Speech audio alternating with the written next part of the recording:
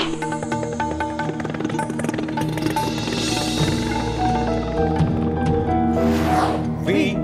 the people of India, having solemnly resolved to constitute India into a sovereign, socialist, secular, democratic republic, and to secure to all its citizens.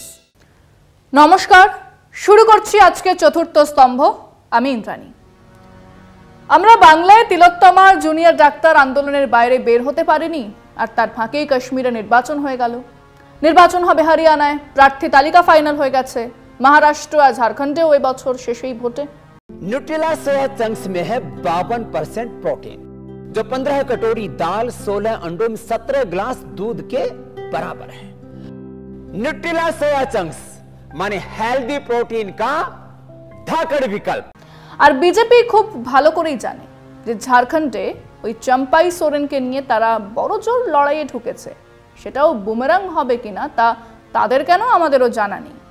মানুষ যদি চম্পাই সোরেনকে গুরুজির কথা মতো দিকুদের দালাল মানে বহিরাগতদের দালাল মনে করে, তাহলে ঝাড়খণ্ডও যাবে। কাশ্মীর থেকে শুরু করা যাক। জম্মুতে তবু রাস্তাঘাটে নেমেছে বিজেপি, কারণ জম্মুতে হিন্দু পপুলেশন আছে, তাদের কিছু জমি আছে। কিন্তু কাশ্মীর ঘাটিতে ওই শেখ আব্দুল রশিদ, যাকে ইঞ্জিনিয়ার রশিদ বলে ডাকা হয়, যিনি সাংসদও বটে, তাকে ম্যানেজ করে বিজেপি কোলকে পেতে চায়।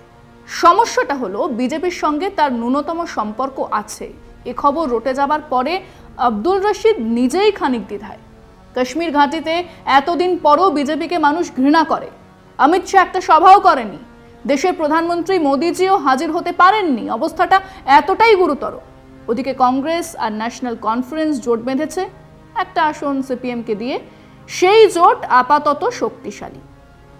3-4টে আসনে খানিক জট আছে, তা বাদ দিলে ইন্ডিয়া জোট কাশ্মীর ঘাটি ক্লিন সুইপ করবে। ওদিকে ক্ষতি করতে পারত, অন্তত ক্ষতি করবে এমনটা মনে করেছিল বিজেপি, গোলাম নবী আজাদের দল। সেখানেও হাল খারাপ, সেখানেও শূন্য হাতে ফিরতে হয়েছে বিজেপিকে। তার নতুন দল ভেঙে চুরমার এবং তারা নির্বাচনে অংশই নিচ্ছেন না। একই ব্যাপার পিডিপিতে, মেহবুবা মুফতির দল নির্বাচনে নেই।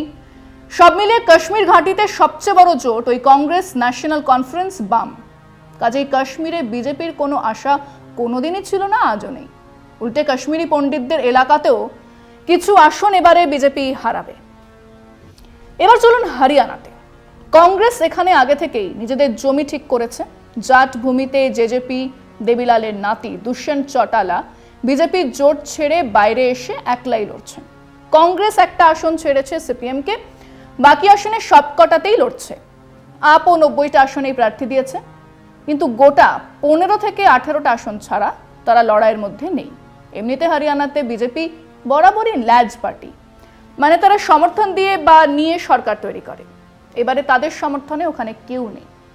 হয় কংগ্রেস একক সংখ্যাগরিষ্ঠতা পাবে, না হলে জেজেপি কংগ্রেস সরকার তৈরি হবার একটা সম্ভাবনা থেকে যাচ্ছে। দুষ্যন্ত সিং এবার মুখ্যমন্ত্রী কুর্সির দিকে নজর দিয়েছেন। তার কমে তিনি সমঝোতা করবেন বলে মনে হয় না। আপ যদি 10-এর বেশি আসন পায়, তাহলে তারাও এই গদি দখলের খেলাতে শরিক হতে পারবে। কিন্তু এদের কেউই নির্বাচনের পরে বিজেপির সঙ্গে যাবে না। কাজেই হরিয়ানা বিজেপির হাত থেকে যেতে বসেছে। এটা বিজেপি নেতারা জানেন, মানুষ জানে। প্রতিদিন বিজেপির যে কটা নিশ্চিত আসনও ছিল, সেই আসনগুলোতে বিরোধী প্রচারের তীব্রতা বাড়ছে। ফিরছি আলোচনা একটা বিরতির পর, সঙ্গে থাকুন। পুজোর পরে সম্ভবত নভেম্বরের নির্বাচন মহারাষ্ট্রে। এক প্রবল হারের জন্য দিন গুনছে বিজেপি শিন্ডে শিবসেনা জোট। গত লোকসভার ক্ষত এখনো শুকোয়নি, বরং বাড়ছে। আসন ভাগাভাগিতেই শুরু হয়ে গেছে রক্তক্ষরণ। বিজেপি বেশ কিছু রাজ্য নেতা এনসিপি অজিত গোষ্ঠীকে বোঝা বলে মনে করছেন। তারা যে কটা আসনে লড়বেন সবকটাই চলে যাবে শরদ পাওয়ারের হাতে, এটাই সাধারণ ধারণা। এনসিপি অজিত গোষ্ঠীর আরও কিছু নেতা ভোটের আগেই পাড়ি দেবে অন্য পথে, ফিরে যাবে শরদ পাওয়ারের আশ্রয়। ওদিকে শিবসেনা শিন্দে গ্রুপের সঙ্গে আসন সমঝোতা হওয়া কঠিন, সব জায়গাতে হবে না, এটাও বিজেপি বুঝেছে। তারা কিছু আসনে বন্ধুত্বপূর্ণ লড়াই হচ্ছে, সেটাও বলেই রেখেছে। স্থানীয় কয়েকটি খবরের কাগজের সমীক্ষা বলছে মুখ থুবড়ে পড়বে শিন্দে বিজেপি অজিত জোট। এদিকে কংগ্রেস, শিবসেনা, উদ্ধব আর শরদ পাওয়ারের জোটে কংগ্রেসের কিছু বেশি আসনের দাবি এখনো পর্যন্ত হার্ড বার্গেনিং বলেই মনে হচ্ছে। মহারাষ্ট্র বিকাশ আগাড়িতে এবারে আম্বেদকরের নাতি প্রকাশ আম্বেদকরের দল বঞ্চিত বহুজন আগাড়ির সঙ্গে কথা বলার দায়িত্ব নিয়েছেন শরদ পাওয়ার নিজে। প্রায় 8% ভোট আছে এই দলের কাছে। কাজেই লোকসভাতে বিরাট কিছু না করতে পারলেও বিধানসভাতে তারা ফ্যাক্টর হয়ে উঠবে। আর তাদের সঙ্গেও যদি একটা আসন সমঝোতাও হয় তাহলে সেই জোট কিন্তু এক ল্যান্ডস্লাইড ভিক্টরির দিকে যাবে। মানে মহারাষ্ট্র বিজেপির হাতের বাইরে যাবে। পড়ে রইল ঝাড়খণ্ড। হেমন্ত সোরেনকে জেলে পোড়ার পরে যখন চম্পাই সোরেন মুখ্যমন্ত্রী হলেন তখন থেকেই তার উচ্চাকাঙ্ক্ষাতে ধোঁয়া দিয়ে গেছে বিজেপি। এই বাংলাতেই বসে ওই চম্পাই সোরেনের সঙ্গে ডিল হয়েছে, এখান থেকেই দিল্লি গেছেন তিনি এবং সেখান থেকে ফিরে রাঁচিতে বসে বিজেপিতে যোগ দেবার কথা জানিয়েছেন। কিন্তু চম্পাই সোরেনের জমি কতটা, ঝাড়খণ্ড মুক্তি মোর্চার কতটা জমি তিনি দখল করতে পারবেন বা তার সাংগঠনিক ক্ষমতাই বা কতটা? গুরুজি শিবু সোরেন বলেছেন চম্পাই দিকুদের দালাল, মানে বহিরাগতদের দালাল। আর এখনো ওই 80 বছরের শিবু সোরেনের মাটিতে পা আছে।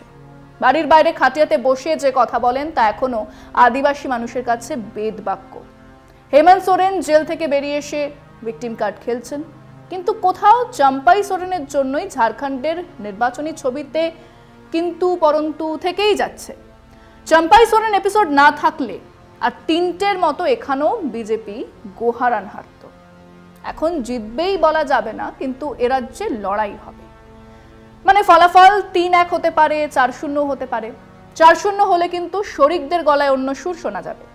এমনিতেই কানাঘুষো চলছে ওয়ান নেশন ওয়ান ইলেকশন নিয়ে, নাকি নীতিশ বা চন্দ্রবাবু কেউই রাজি নন।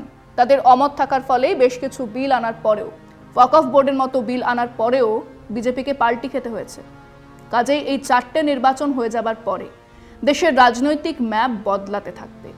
এক ঝটকায় বদলে যাবে, সে কথা বিরতির পর।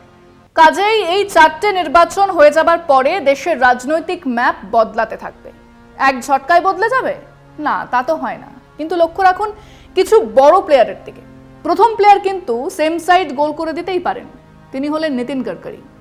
কদিন আগে হালকা করে বলে রেখেছেন নির্বাচনের সময় নাকি ওনাকে বিরোধী দলের একজন নেতা প্রধানমন্ত্রীত্বের অফার দিয়েছিলেন। কিন্তু এতদিন পরে সেটা ওনার মনে পড়লো বলে দিলেন, নাকি প্রকাশ্যেই জানালেন দরজা খোলা আছে? ক্লিন ইমেজের এই নেতার বহু বিরোধী দলের কাছেই গ্রহণযোগ্যতা বাড়িয়েছেন। কাজেই এনার দিকে নজর রাখতেই হবে। এরপর নজর রাখুন চন্দ্রবাবু নাইডুর দিকে। ছেলে নারা নাইডুকে রাজ্যপাট দিয়ে তিনি সেন্টার স্টেজে নামার প্রস্তুতি কি নিচ্ছেন? আন্ধ্রা তামিলনাড়ু মুখ্যমন্ত্রীদের সঙ্গে দুরন্ত র্যাপোর এই ধুরন্ধর নেতা দক্ষিণী লবির সাহায্য পাবেন। উত্তরেও ওনার বন্ধু আছেন, কাজেই ওনার দিকে নজর রাখতেই হবে। বিশাল অর্থবল নিয়ে দক্ষিণী লবির সমর্থন নিয়ে আর নিজের সেকুলার ইমেজকে সামনে রেখে দেশের সর্বোচ্চ আসনে বসার ছক তিনি করছেন না, সেটা বিজেপি বা নরেন্দ্র মোদীও বিশ্বাস করে না। প্রশ্ন হলো কতদিনে তিনি খোলস ছেড়ে বের হবেন? 3 নম্বর প্লেয়ার হলেন নীতিশ। উনি আপাতত টাইটুলার হেড হবার তালে আছেন। মানে অনেক হয়েছে, প্রধানমন্ত্রী হবার সমর্থন বা সামর্থ্য কোনোটাই ওনার নেই।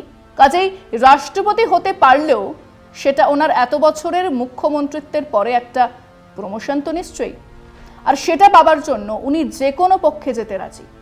সমস্যা হলো তার সঙ্গে আছেটাকে। কংগ্রেস নেতৃত্ব জানে খেলা ঘুরছে, তারা ধৈর্য ধরে বসে ভুল না করলেই খেলা তাদের পক্ষে যাবে।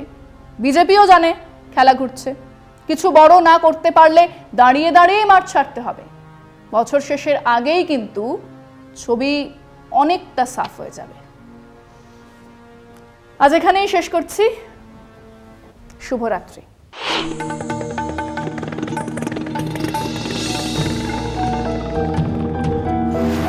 We, the people of India, having solemnly resolved to constitute India into a sovereign, socialist, secular, democratic republic, and to secure to all its citizens